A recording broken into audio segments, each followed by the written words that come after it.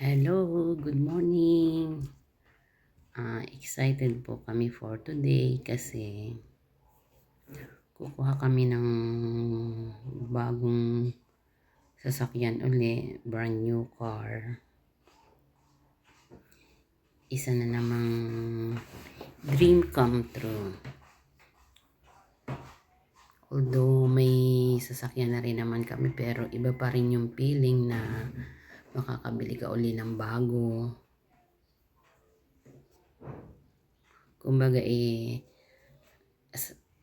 makakasabay uli sa modelo ng panahon. Yan. Papunta na po kami sa Express. Dito kami sa Carmona, Honda Carmona pupunta.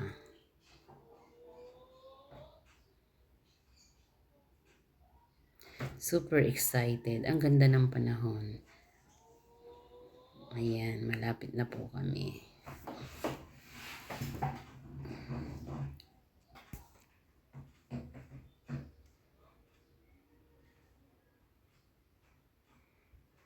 Ayun, natatanaw na namin ang mataas na Honda na nakakaratula. Ayan, toll gate. Ayan, andito na po kami sa compound po ng Honda. Napakaliwalas ng paligid nila.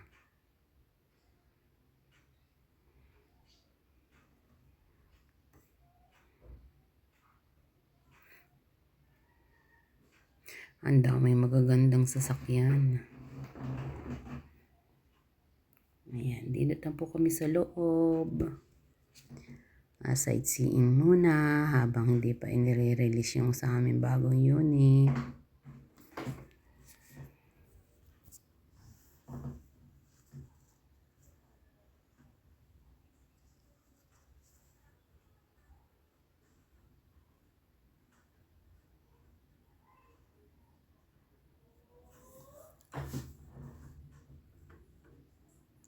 Yan, pirma-pirma po ng mga documents.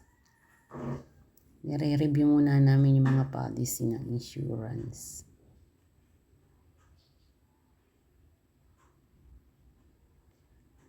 Ang tagal, inabot din kami ng 2 hours bago na-release yung unit sa amin. Kasi sa dami ng pinirmahan at ang dami ng idinemo sa amin about sa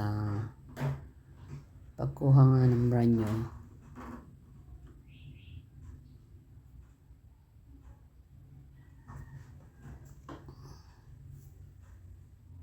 Isa sa katuparan uli ng pagpapagod. Ayan, papunta na po kami sa Antipolo kasi doon po namin ipapublish itong bagong sasakyan. Ayan siya, balot pa ng mga plastic. Saka na lang namin tatanggalin pag na-bless na. Andito na po kami sa bandang Alabang. Wala masyadong traffic, bilis ng biyahe.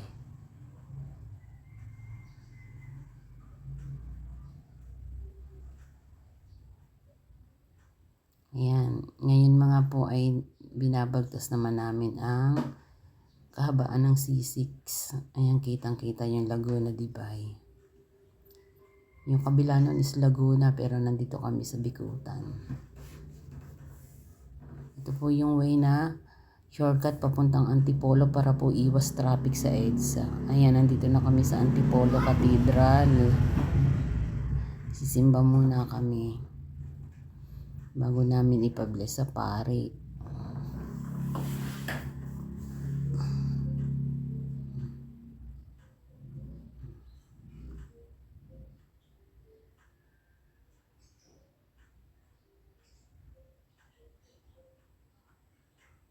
After namin maipabless, diretso kami sa kainan, konting celebration.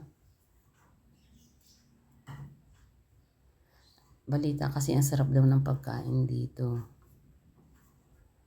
Dito kami sa overlooking. Kita ang bayan, ibang parte ng bayan ng Antipolo.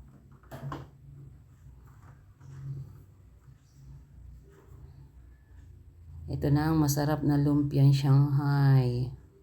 Nilagang baka, barbecue. Ayan, busog match din.